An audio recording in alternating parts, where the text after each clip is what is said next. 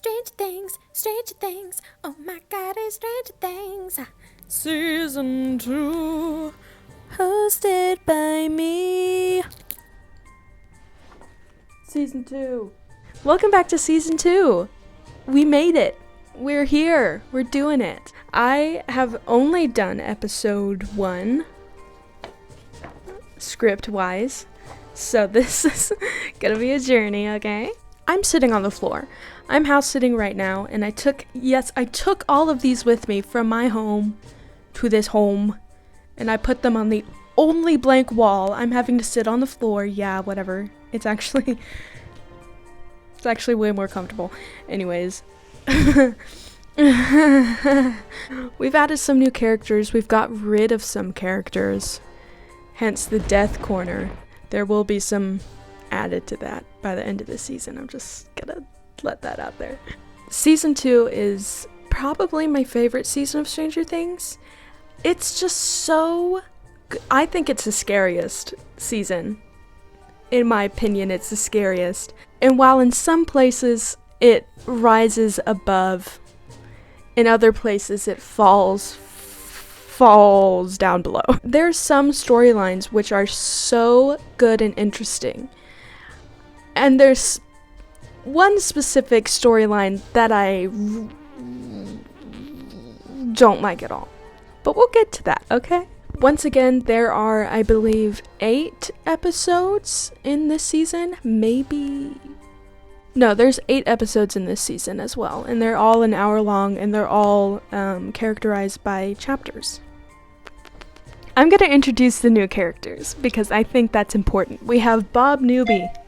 I moved his card. I'm sorry, Bob. We have Bob Newby. We'll figure out who he is in the story. Yeah, I'm not going to tell you who they are. I'm just going to point at them and say their names. Bob Newby. Max. A girl? Shock. Dr. Owens. Dr. Owens is a new one. You can barely see them at the top. Mr. Clark. Dart. Who's Dart? Callie over there. And Billy. Without further ado, let's get into season 2. No, I already messed up. October 28th, 1984. An old van sits outside of an apartment complex close to downtown Pittsburgh, and an individual wearing a Halloween mask is sitting in the front seat waiting. Suddenly, an alarm sounds and 4 other individuals in cheap Halloween masks come sprinting out of the building and get into the van. Sirens start wailing in the distance. The van peels out and flips around, speeding down the street, passing an approaching police car. The police car whips around and begins a pursuit.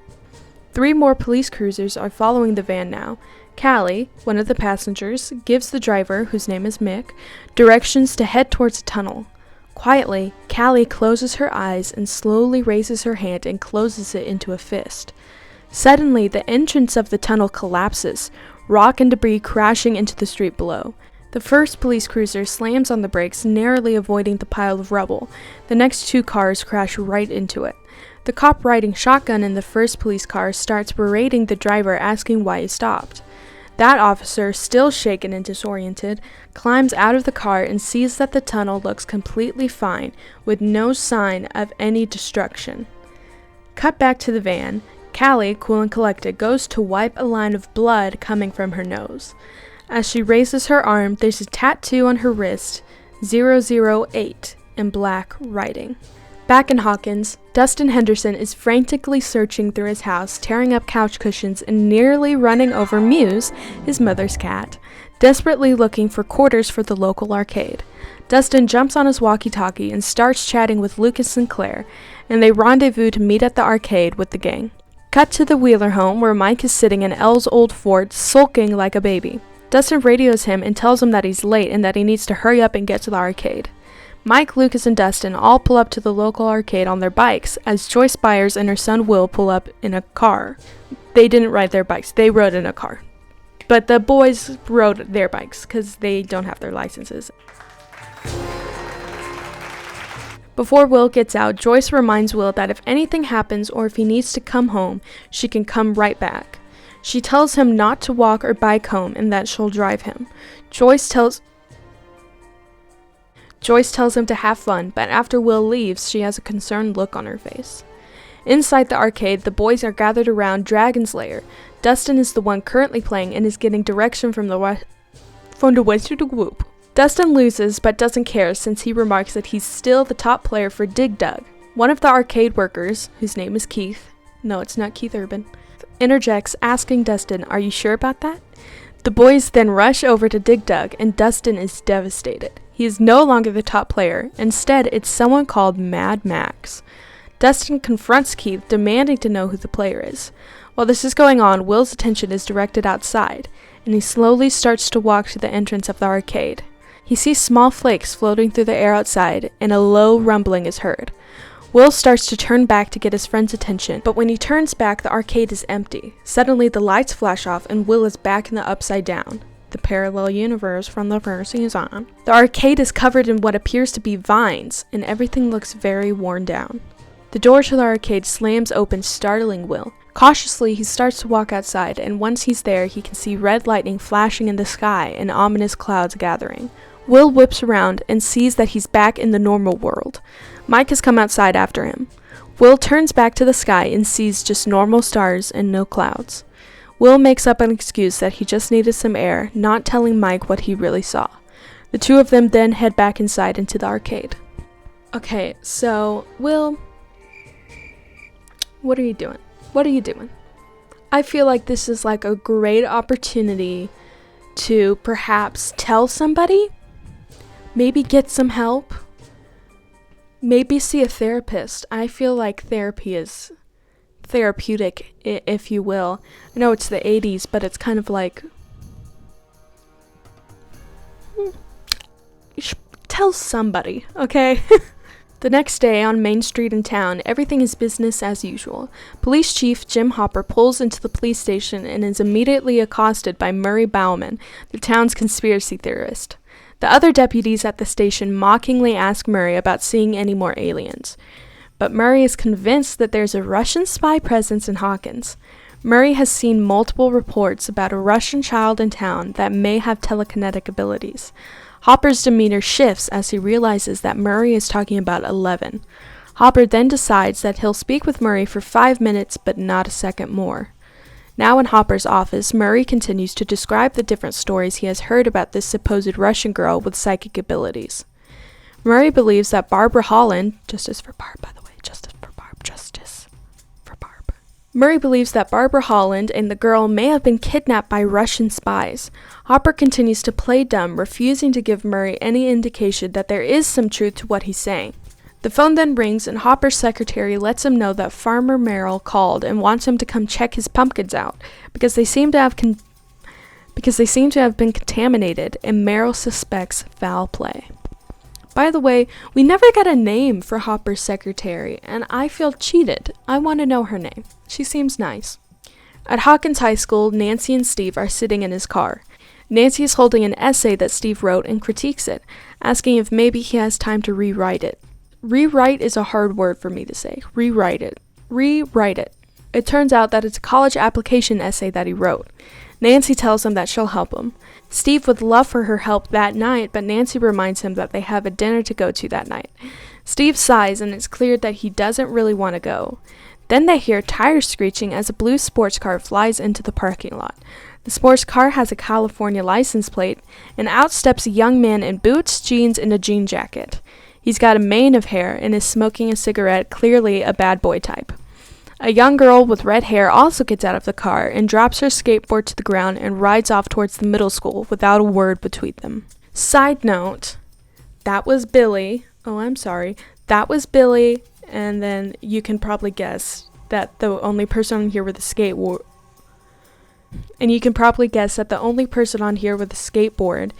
is probably the girl I just described to be holding a skateboard. Anyways, the actor who plays Billy,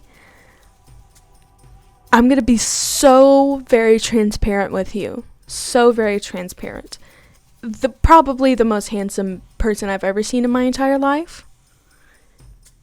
I'm not sugarcoating it. And I'm going to leave it at that. Will opens his locker at school and quickly finds a newspaper article about when he was rescued during the events of last season. His eyes are crossed out in the picture and someone wrote "Zombie Boy" on the article. He crumbles up the paper and throws it back in his locker, shutting the door, clearly upset/ashamed. In science class, the boys sit and listen to Mr. Clark's lesson. Will still seems upset thinking about the note he found in his locker. Then the door opens, interrupting the lesson. Mr. Clark exclaims that this must be the new student, and in walks the red-headed girl with the skateboard from earlier. Mr. Clark introduces the girl as Maxine from California, but the girl corrects him, telling him that her name is just Max. She then finds a seat in the back, as the boys all turn to look at her with curiosity. It's pretty obvious that she doesn't want to be there. At the general store back on Main Street, Joyce is working on sewing a Halloween costume for Will. She's working as a cashier at the store, and in walks a man asking her if she has any orange pumpkin candy buckets and any other different colors. Joyce tells him that she has to check the back. Joyce and the stranger, who we later learned that his name is Bob, end up making out in the back storage closet, but it's clear that Joyce knows who he is. She didn't just, invite the stranger back into the storage, come on back. She didn't do that. They knew each other. It obviously was a little joke when he asked about pumpkins. She tells Bob that she has to get back to work and tells him that she'll see him later that night for movie night. Hopper drives into Meryl's pumpkin patch, and the scene is pretty grim. All of the pumpkins are blackened and rotting with flies buzzing everywhere. Meryl is convinced that this is the work of Eugene, a neighboring farmer. Hopper doesn't believe Eugene would be capable of something like this.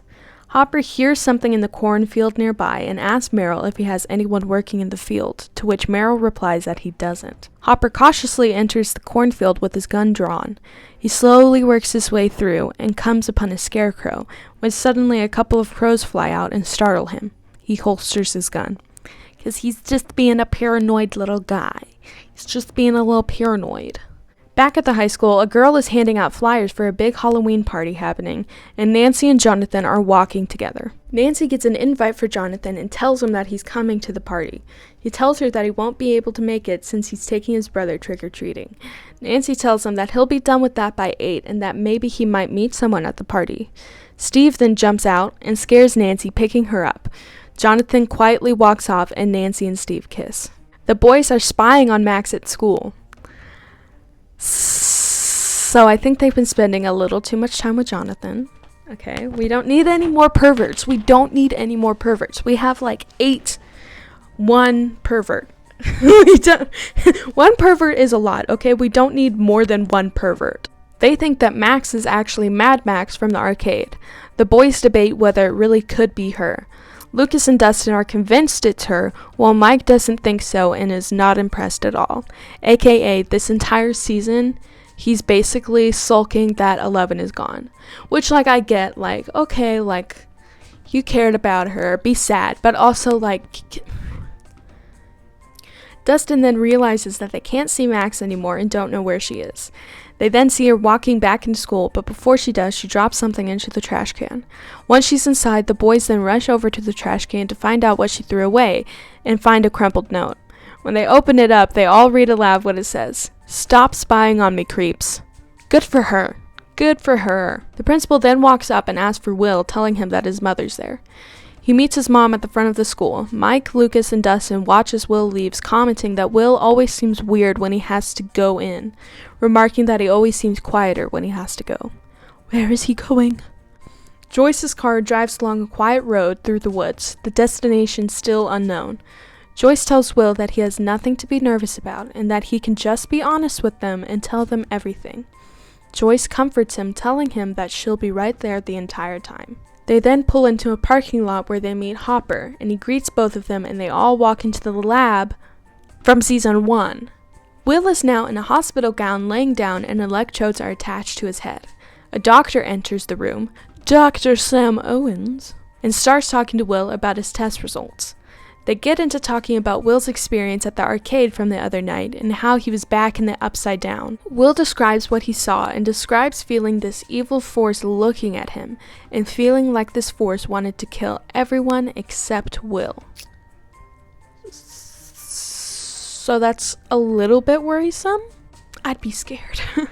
Joyce and Hopper talk further with Dr. Owens without Will present.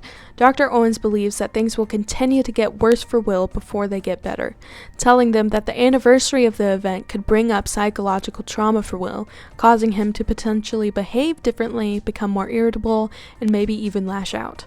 Joyce, the ever-concerned mother, wants to know what to do.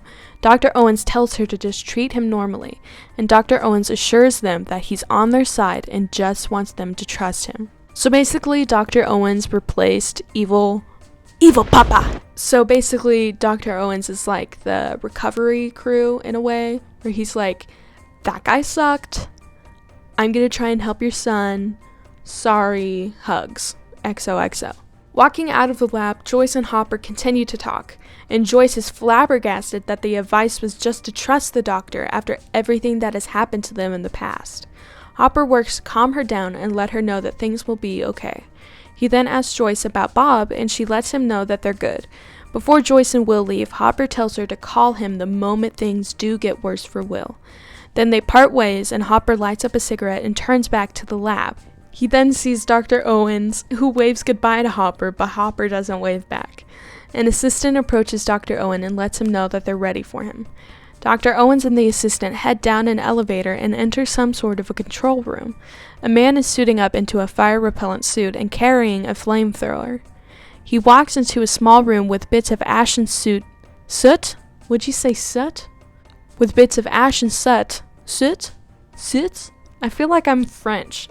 You guys know what I'm trying to say though. In front of him is a large pulsating mass of vines from the upside down, and it's glowing red. AKA the gate from season 1 we all remember. Remember that? That was what I'm talking about. The man activates a flamethrower and starts burning the mass, which lets out a screeching noise like it's being injured, and the vines start flailing like tentacles. Ginger ale break. Ginger ale break. I love ginger ale. Non-spawn. I wish it was sponsored by ginger ale. I love ginger ale. I love ginger ale.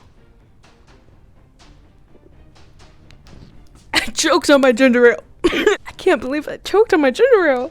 Dustin and Lucas are scoping out the local arcade to see if Max shows up, and Dustin mentions that he should leave soon or his mom is going to kill him. Lucas tells him to go, and he waits to see if Max shows up. Dustin calls out Lucas, saying that he just wants him out of the way so Lucas can make his move. Dustin then sees the blue sports car pull into the parking lot. Max jumps out and is clearly yelling at the driver, who then starts to pull away before she can even fully shut the door.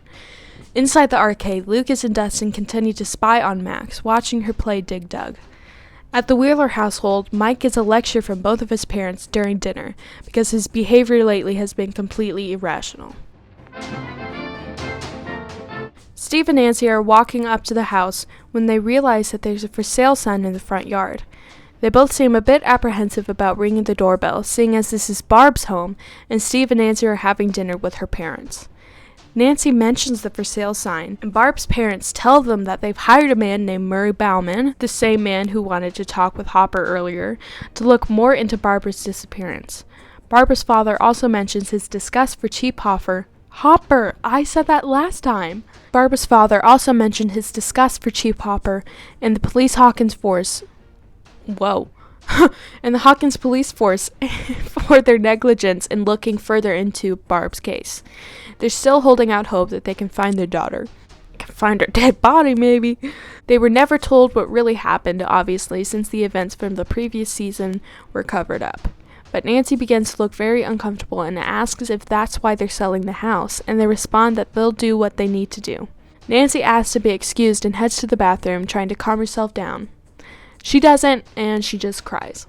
Back at the Wheeler household, Mike is in his basement sulking, which is what he does the entire season. If you can tell, I'm really mad at Mike this season.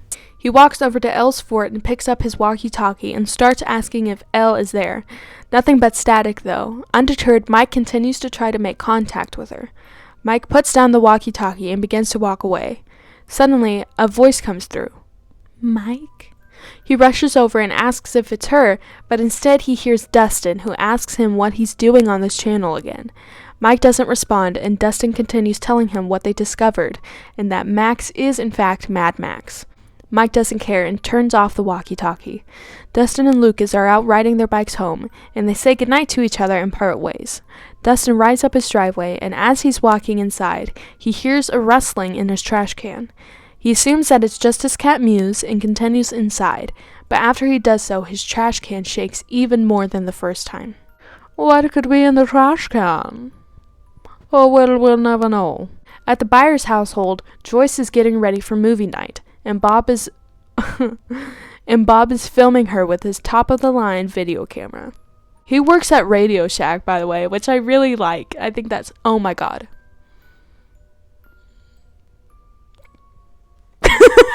No audience members allowed on stage, please. Will is in his room drawing when his brother Jonathan comes in and asks him for his movie preference. Jonathan sees that Will is drawing a zombie boy picture and asks Will about it. And Will admits that it's a picture of him. Jonathan, and when I say it's a picture of him, I mean it's like Will is drawing himself. He's not like, oh, it's a picture of you, Jonathan, suck it. No. Jonathan tells Will that he can talk to him, and Will snaps and tells him that he's sick of everyone treating him like a baby. He mentions that he just feels more like a freak and admits that maybe he is one. Jonathan agrees with him, but also tells him that he really doesn't want to be like everyone else anyways. Jonathan says that he's a freak too, and that that's fine. Is it though? Bob hears them talking and walks in. He sees the movies that Jonathan had and exclaims that he loves Mr. Mom. Will and Jonathan just laugh at him. Still that night, back at the mysterious lab, a lone technician is sitting in the same control room from earlier. He has his headphones on and is bouncing a ball against the wall. He's oblivious to the many alarms that are coming from the control panel behind him. Finally, he turns around and notices all the lights and alarms going off. Returning to the Byers' home, it's all quiet and it's now late at night. Will gets up to use the bathroom. As he's washing his hands, he hears a rumbling coming from outside. He starts to nervously make his way outside, and the rumbling gets louder. Will notices red flashes again, and the front door slowly opens on its own, revealing the Upside Down once again. Will is now terrified, but continues outside. The storm he saw earlier outside of the arcade is much stronger and more violent now. In the distance, a large shadow with multiple limbs appear, towering over the town. It looks like it's made out of smoke, and it turns to look at Will. Hopper's police car tumbles through the forest, and he stops by a tree and starts walking through the woods. On his walk, he lightly steps over a tripwire and heads towards an old cabin. He gives a rhythmic knock. That's kind of hard for me to say. He gives a rhythmic knock on the door and it opens. Hopper walks in and shuts the door behind him. He sets his gun on the table and goes to the fridge to grab a beer. He notices a half-eaten Eggo waffle on the table. He begins to talk to someone as he sits down at the kitchen table, and a girl replies from another room. She tells him that he's late, and he tells her that he lost track of time. Then, emerging from the bedroom, 11 comes out and sits down with him. Hopper reminds her that she needs to have dinner first and then dessert. That's the rule. 11 agrees, and they eat their TV dinners together. And that's the end of this chapter 1. Hopefully, not every single chapter for this season will be this long. It definitely won't, but there was a lot of ground to cover, and I hope that your ground is now covered.